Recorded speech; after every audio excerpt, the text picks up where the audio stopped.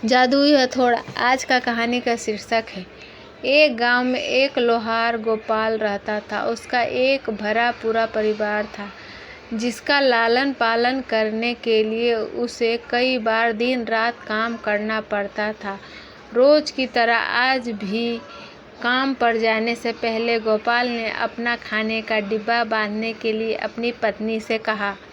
पत्नी जब डिब्बा लेकर आई तो गोपाल ने कहा, मुझे आज आने में देर हो जाएगी, शायद मैं रात को ही आऊं। इतना कहकर गोपाल अपने काम पर निकल गया। काम पर जाने का रास्ता एक जंगल से होकर गुजरता था। वहां जैसे ही गोपाल पहुंचा, उसे कुछ आवाज़ सुनाई दी। जैसे ही गोपाल कुछ पास गया तो उसने देखा कि एक साधु भगवान का मंत्र के साथ ही हंस रहा है। हैरान होकर गोपाल ने पूछा, आप ठीक हैं?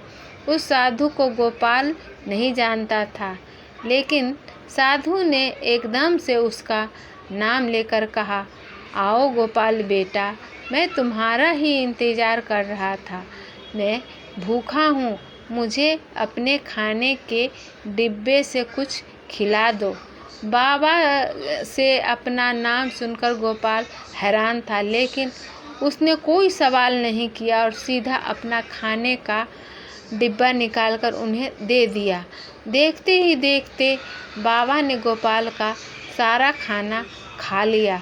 उसके बाद उस साधु ने कहा, बेटा, मैं तो सारा खाना खा गया, अब तू क्या खाओगे? मुझे माफ़ करना। गोपाल ने कहा, कोई बात नहीं बाबा, मैं काम के लिए बाजार जा रहा हूँ, तो मैं वही कुछ खा लूँगा। यह सुनकर उस साधु ने गोपाल को खूब आशीर्वाद दिया और भेंट के तौर पर एक हथौड़ा दे दिया। गोपाल ने कहा, आपका आशीर्वाद काफ़ी है, मैं इस हथौड़े का क्या करूँगा? इसे आप ही रखिए। साधु ने जवाब देते हुए कहा, बेटा, यह मामूली हथौड़ा नहीं है, यह जादुई हथौड़ा है जो मेरे गुरु ने मुझे दिया था, और अब मैं तुम्हें दे रहा हूँ क्योंकि तुम्हारा दिल साफ है। इसका इस्तेमाल अच्छे कामों के लिए ही करना और किसी दूसरे के हाथ में इसे कभी मत देना। इतना कहकर वह बाबा वहाँ से अदृश्य हो गए। गोपाल अपने हाथों में हथौड़ा लेकर बाजार काम करने के लिए चला गया। औजार बनाने से पहले उसके दिमाग में आया कि आज इसी हथौड़े से लोहा पीटता हूँ। जैसे ही उसने लोहा पर हथौड़ा से चोट मारी, वह सीधा औजार बन गया। दूसरी चोट में लोहे के बर्तन बन गए। गोपाल समझ गया कि यह सही में जादुई हथौड़ा है, जो बनाने की सोच के साथ लोहे पर चोट मारता है, लोहा सीधा वह बन जाता है।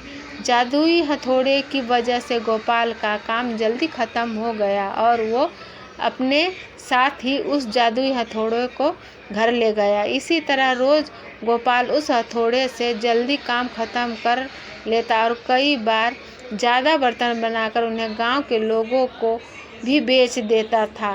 धीरे धीरे उसके घर की हालत पहले से कुछ ठीक होने लगी।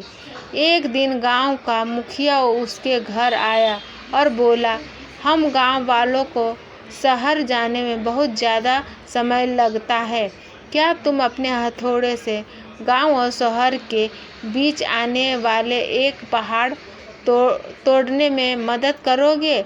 इससे बीच में एक सड़क बना लेंगे और गांव से शहर का सफ़र आसान और छोटा हो जाएगा। मुखिया की बात सुनकर गोपाल ने उस जादुई हथौड़े से उस पहाड़ को तोड़ दिया। मुखिया और गांव के लोग बहुत खुश हुए और उसे खूब शाबाशी दी। पहाड़ तोड़ने के बाद घर लौटते समय लोहार के मन में हुआ कि इस जादुई हथौड़े से मेरा काम जल्दी हो जाता है, लेकिन कुछ ज़्यादा फायदा तो हो ही नहीं रहा। इसी सोच में डूबे हुए लोहार घर जाने की वजह दुखी होकर जंगल की तरफ चला गया। उस जंगल में वही साधु बाबा लोहार को दोबारा दिखाई दिए। लोहार ने उन्हें अपने मन की सारी बात बता दी। साधु ने कहा, इसका उपयोग सिर्फ औजार और बर्तन बनाने व पहाड़ तोड़ने तक सीमित नहीं है। इससे तुम अपने मन का कुछ भी बना सकते हो और किसी भी कठिन चीज़ को आसानी से तोड़ सकते हो। गोपाल ने अच्छे से साधु बाबा से उस जादुई हथौड़े को इस्तेमाल करने का तरीका सीखा। उसके बाद गोपाल ने बहुत धन कमाया। आज गोपाल एक अमीर आदमी बन गया है। अभी वो भी जब भी ज़रूरत महसूस होती है उस जादुई हथौड़े का इस्तेमाल कर लेता है और उस जादुई हथौड़े की वजह से अपने ज़रूरतमंदों इंसान की मदद करने लगा। फ्रेंड्स, ऐसी कहानी सुनने के लिए चैनल से बने रहें। इस वीडियो को लाइक करें, शेयर करें।